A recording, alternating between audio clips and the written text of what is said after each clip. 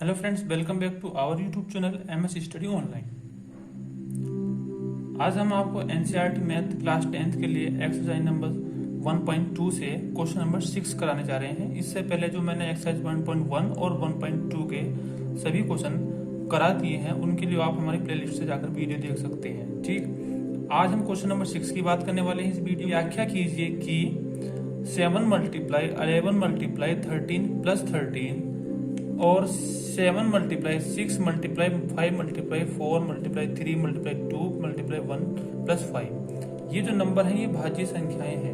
ठीक, उससे पहले मैं आपको बताना चाहता हूँ भाज्य और अभाज्य संख्या। देखिए, जो प्राइम नंबर होते हैं, प्राइम नंबर में आपके पास केवल दो फैक्टर होते हैं। किसी भी नंबर के केवल दो फैक्टर आपके पास होंगे।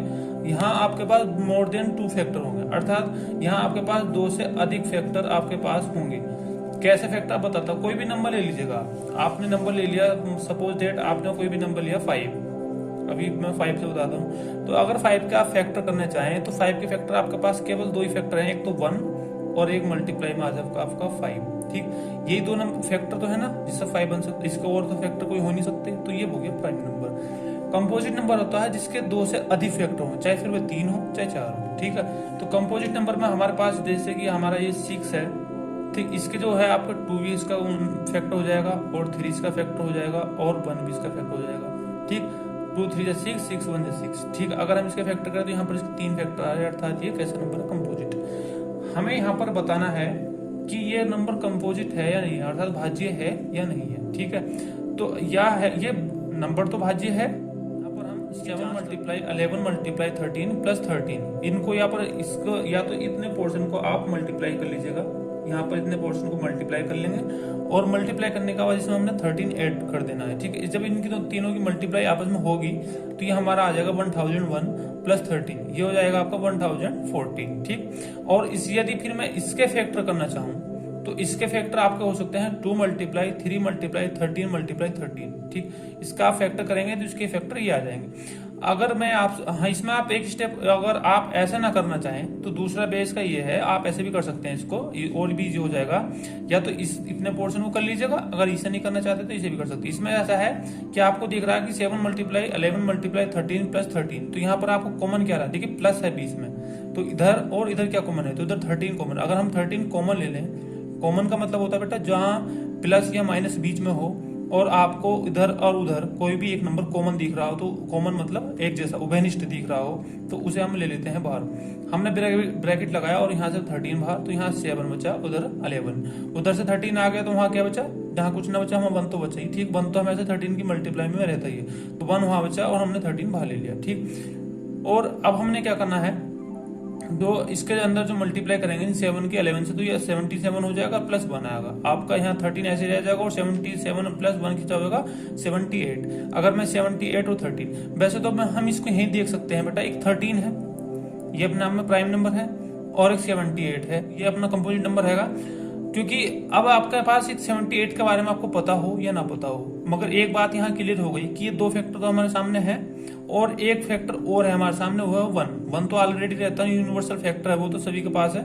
तो हमारे पास जो 13 है और 78 है प्लस 1, तो 3 फैक्टर होगा। 3 फैक्टर हो गए तो वैसे ही हम इसे प्रूव कर सकते हैं, लिख भी सकते हैं कि ये जो है भाज्य नंबर है, क्योंकि यहाँ 3 फैक्टर और भी इसे सोल्व करेंगे तो 13 का 13 आ जाएगा, और उसके जब हम फैक्टर करेंगे 78 के 2 से अप्लाई करेंगे यहाँ, और ये जाएगा आपका 39, और 39 को आप कर सकते हैं 3 से अप्लाई, ये 13 और 13 बन जा 13। ठीक, ये इसके फैक्टर हो गए, तो हम इसे लिख सकते हैं 13 मल्टीप्लाई 13, अर्थात एक 13 तो हमारा जो ये चल रहा था ये आ गया यहाँ पर, और एक 13 हमारा जो 78 के जो हमने फैक्टर करे हैं यहाँ पर, ये वाला 13 ये आ गया, और 2 और 3 यहाँ से ले लिए। ठीक, तो हमारे पास 1 2 3 4 फैक्टर हो गए, 4 फैक्टर हमारे पास हैं और मोर देन 2 हैं। एक तो थ्योरी इसमें ये लगती है, देखिए बहुत ही इंपॉर्टेंट तथ्य मैं आपको बताने जा रहा हूँ इस समय। देखिए, कभी भी आपके पास यदि कोई भी भाज्य या कंपोजिट नंबर है, कोई भी भाज्य या कंपोजिट नंबर है, उसे अभाज्य गुणनखंडों में यानी कि प्राइम फैक्टर में, प्राइम फैक्टराइजेशन में बदला जा सकता है।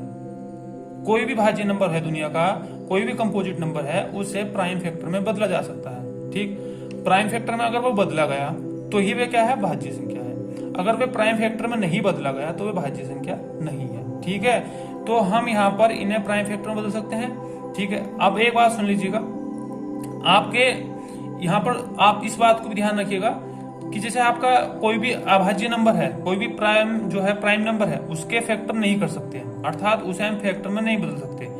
उसके अगर मैं आपसे बोलूं कि 5 है, ये 7 है, ये 11 है, ये नंबर है आपके पास, ये नंबर है 5 है, 7 है, 11 है, ठीक है, 13 है, इन नंबर को मैं बोलूं कि इनके प्राइम फैक्टराइजेशन कर दो तो ये तो खुद ही प्राइम है, ये और कितने प्राइम फैक्टराइजेशन करेंगे, तो इनका कोई फैक्टर नहीं बन सकता। अब करने को तो कर देते हैं, 13 मल्टीप्लाई 1 कर देते हैं। देखिए 13 तो नंबर है, 1 यूनिवर्सल फैक्टर, तो ये कॉम्बिनेशन मत जोड़ो। ठीक है, ये तो हमें पता है।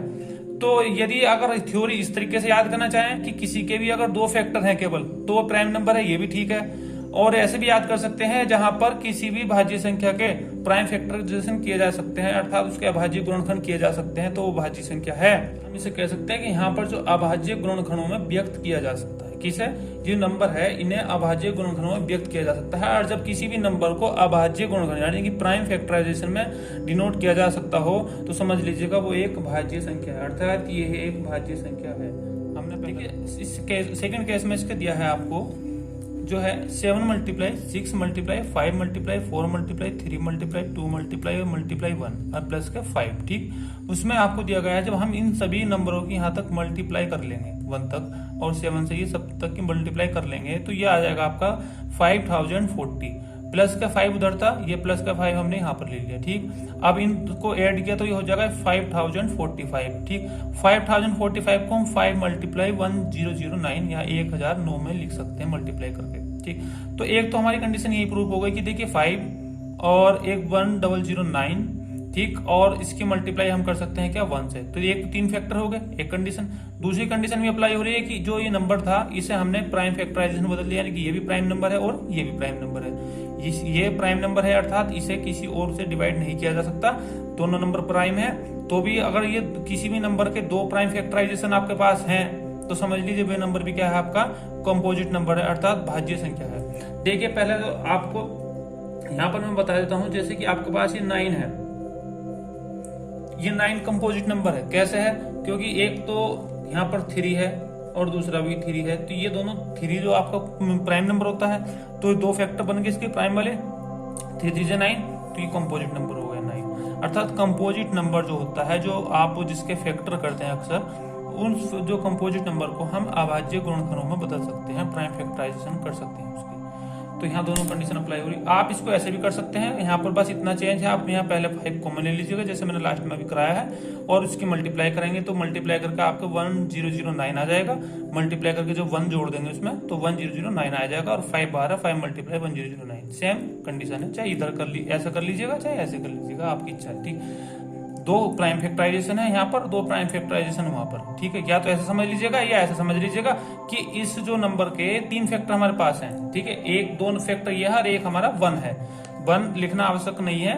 और यहाँ तो हम कह सकते हैं, देखिए now here the given number can be expressed as the prime factor that is it is composite number. देखिए अब हम यहाँ पर कह सकते हैं कि इन जो नंबरों को इन जो नंबरों को ये जो नंबर दिए गए हैं, इसे हमने एक नंबर मान लीजिएगा, मतलब सोल्व करके यहाँ एक नंबर ले लिया हमने, तो इस जो नंबर को हमने किस में एक्सप्रेस किया है, प्राइम फैक्टराइजेशन में एक्सप्रेस कर दिया। अगर प्राइम फैक्टराइजेशन को बदल दिया है, जब इसके प्राइम फैक्टराइजेशन हो चुके हैं, तो हम कह सकते हैं ये कंपोजिट नंबर था, यह है। ठीक है, तो ये कंपोजिट नंबर है क्योंकि हमने इसके प्राइम फैक्टराइजेशन कर दी। जिस नंबर के आप प्राइम फैक्टराइजेशन कर देंगे वो कंपोजिट नंबर है, जिसके ऑप्शन नहीं होंगे वो तो है ही प्राइम नंबर।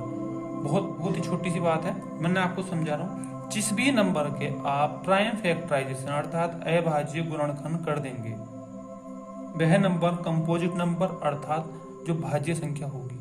क्योंकि भाज्य संख्या जो होती है, जो कंपोजिट नंबर होते हैं, उनके ही प्राइम फैक्टराइजेशन नंबर हो सकते हैं, अन्यथा कोई किसी के नहीं होते हैं। ठीक है, तो यहाँ जो प्राइम फैक्टराइजेशन हुए हैं, यहाँ हमारे पास 2 प्राइम फैक्टराइजेशन है, एक ये। ठीक है, तो हमने प्राइम फैक्टराइजेशन कर दिए हैं, और इसके बाद हम कह सकते हैं कि ये जो नंबर है कंपोजिट नंबर है। ठीक, या फिर ऐसा मान लीजिएगा, आप यहाँ पर 3 फैक्टर दिखा दीजिएगा कि एक फैक्टर और दिखा दीजिएगा इसके साथ 1 लगा करके, यहाँ more than 3 factor, more than 2 factor है। और जब इसके मोर देन 2 फैक्टर हैं तो भी ये कंपोजिट नंबर है, क्योंकि कंपोजिट नंबर के मोर देन 2 फैक्टर हो सकते हैं।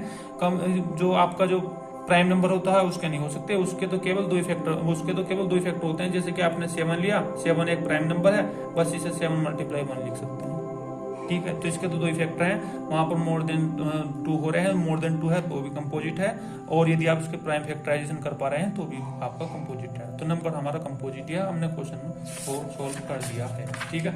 हमारा नंबर ये कंपोजिट निकला। यहाँ पर क्वेश्चन नंबर 6 आपका एंड हो।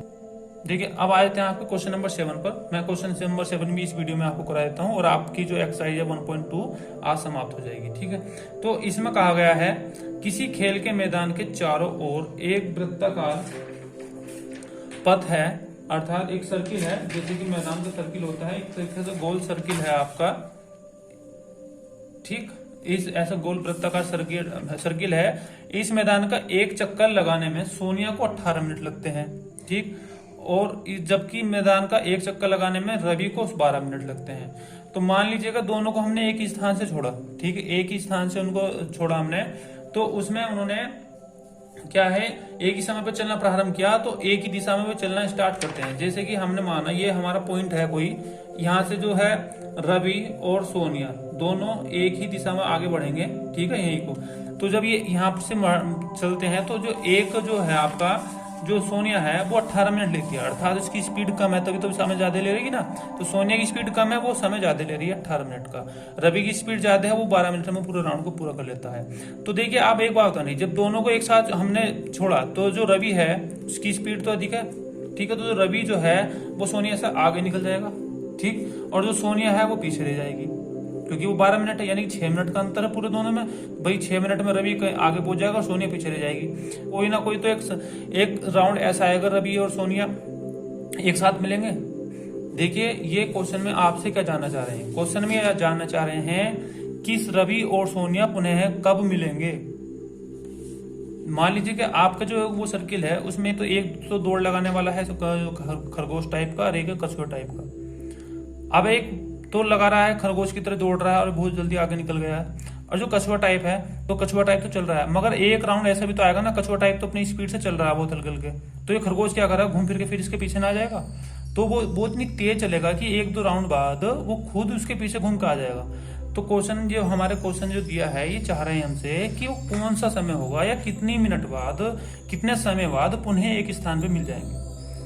देखिए क्वेश्चन समझ में आना बड़ा जरूरी है, उसके बाद सॉल्यूशन तो कोई भी करा देता है, ठीक है। जब तक बेटा मैं अब यहाँ पर देखिए एक बात और ऐड करना चाहता हूँ। इस तरीके के जो क्वेश्चन होते हैं, चाहे उसमें इसमें जो है एलसीएम निकालते हैं, जो इसमें एलसीएम निकालते हैं यानी कि लघुत्तम समावर्तक लिया जाता है।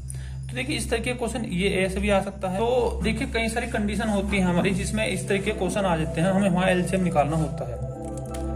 अब देखिए बात कर लेते हैं हम अपने आंसर की। देखिए अब मुझे एक बात बताइएगा कमेंट में आप ये बात जरूर बताइएगा मुझे, जितने विद्यार्थी इसको वीडियो देख रहे हैं, हो सकता है आपने क्वेश्चन पहले कर लिया हो, नहीं किया हो तो मैं आपको समझा रहा हूँ, ठीक है। तो यहाँ पर एक बात बनती है, सभी करा देते हैं अधिकतर, कि इसमें एलसीएम ले लो बेटा, एलसीएम तो बहुत अच्छा है, 18 का 12 का एलसीएम 36, आंसर आ गया, कहानी खत्म। अब मुझे एक बात बताइए, एलसीएम क्यों लिया? इसका एक पार्टिकुलर रीजन होना चाहिए। हाँ, एलसीएम क्यों लिया? एचसीएफ भी तो ले सकते थे, यूक्लिड डिवीजन क्यों नहीं ले गई? मैंने आपसे अभी पिछले के कुछ क्वेश्चन किए हैं, उसमें मैंने आपको स्पष्ट रूप से बताया था, जो लेसे में होता है यानी कि लोएस्ट कॉमन मल्टीपल, और एक जो होता है आपका हाईएस्ट कॉमन फैक्टर। देखिए दोनों में बड़ा अंतर सा है। देखिए क्वेश्चन को समझ लीजिएगा थोड़ा सा पहले। इसमें हमने क्या करा, ये हमने इसमें लिख दिया, इन दैट केस, इस स्थिति में जो होगा, their time to meet again will be in the LCM of the time taken by them. जो भी उनके द्वारा लिया गया समय है उसका एलसीएम जो निकालेंगे वही जो समय होगा जिससे कि ये दोबारा मिल सकते हैं। अर्थात इनके जो द्वारा लिए गए समय, जैसे 18-12 यानी एक ने 12 मिनट लिए, एक ने 18, इसका जो एलसीएम है वही इनका जो दोबारा मिलने का समय होगा, इतने समय बाद ही दोबारा मिल सकते हैं, ठीक है। ये बात होगी। इसमें हमने क्या करा, 12 के फैक्टर कर लिए 2 × 2 × 3, ठीक, और इसके जो 18 के फैक्टर कर लिए 2 × 18 के फैक्टर के लिए हमने 2 × 3 × 3, ठीक। हमारे ये फैक्टर आ गए, उधर ये फैक्टर। हमने इसमें से कॉमन जो इसका जो हमने एलसीएम लेना है, तो एलसीएम लेने के देखिए यहाँ पर हमारे पास क्या है बेटा, यहाँ पर हमारे पास है 2 और यहाँ पे 2 है, तो कॉमन में से एक 2 ले लिया हमने। यहाँ 2 है, यहाँ 2 नहीं है, पर फिर भी लेना पड़ेगा क्योंकि एलसीएम में बेटा सब लेते हैं, कॉमन में से एक लेते हैं और बाकी सारे आने हैं। या ऐसे समझ लीजिए कि इन्हें पावर के रूप में लिख लीजिएगा, बड़ी पावर लेनी है तो यहाँ बड़ी पावर 2 की पावर 2 है, ले लीजिएगा। यहाँ बड़ी पावर 3 की पावर 2 है, यहाँ 2 की पावर, यहाँ बड़ी पावर लेनी है, यानी कि हाईएस्ट पावर भी ले सकते हैं। 2 इसमें 2 नहीं है, फिर भी हमें उस 2 को लेना होगा। यहाँ पर 3 है, यहाँ पर 3 है, ले लिया। यहाँ पर 3 नहीं है और यहाँ पर है, तो यहाँ पर भी ले लेंगे। अर्थात कॉमन तो लेने ही होते हैं, उसके साथ जो बचे अभाज्य गुणनखंड होते हैं, अर्थात जो प्राइम फैक्टराइजेशन होते हैं, उन्हें भी हमें लेना होता है एलसीएम में। ठीक है, ये एलसीएम आप कक्षा 7 8 से समझते आ रहे हो, तो इसे इतना डीपली समझाने की आवश्यकता नहीं है। तो देखिए अब एलसीएम हो जाएगा हमारा 2 × 2 × 3 × 3।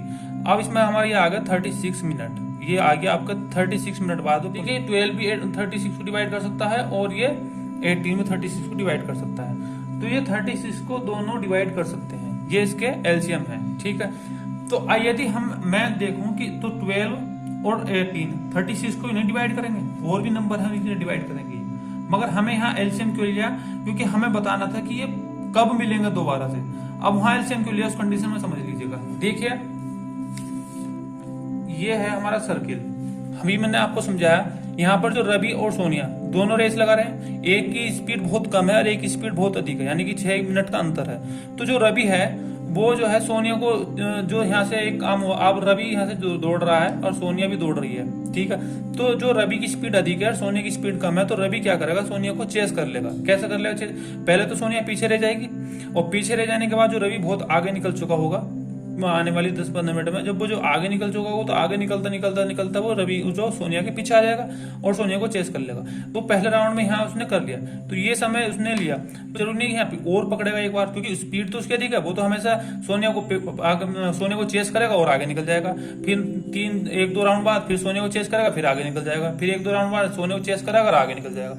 तो अर्थात वो ये कंडीशन कई बार चलती रहेगी। मगर हमें क्या बताना था, वो पहली बार कब चेस करेगा? तो पहली बार वो 36 में करेगा। ठीक, ये कंडीशन ऐसी है जो बार बार यहाँ पर हो रही है, और हमें एक ऐसा नंबर लेना है यहाँ पर जो हमें बता सकता है कि वो पहली बार कब चूज करता है। तो पहली बार यानी कि छोटे से छोटा लोएस्ट बताना था हमें, तो लोएस्ट की आवश्यकता पड़ती है, तो इसलिए एलसीएम निकालते हैं। हमें यहाँ पर जो लोएस्ट टाइम बताना है, तो लोएस्ट टाइम बताने के लिए जहां भी आप छोटे से छोटा या न्यूनतम या लोएस्ट आ जाता है, वहां हमें एलसीएम लेना ही होता है। तो ये कंडीशन यहाँ इसमें फॉलो हो रही है ट्रैक में, जो यहाँ रेस का जो ट्रैक है उसमें ये कंडीशन फॉलो हो रही है, तो हमें यहाँ पर इसलिए एलसीएम लेना पड़ता है। ठीक है, तो यह तो आपका आंसर था यहाँ पर कंप्लीट हो गया। अब आज का ही मैंने क्वेश्चन 7 नंबर और क्वेश्चन 6 ये दोनों क्वेश्चन आपके आप सभी से मेरा निवेदन है कि वीडियो को लाइक करें, चैनल को सब्सक्राइब करें, और जो भी आपकी मित्र मंडली है, जितने भी विद्यार्थी लोग हैं, उनसे वीडियो को शेयर करें। ठीक है, वीडियो को अंत तक देखने के बहुत बहुत धन्यवाद।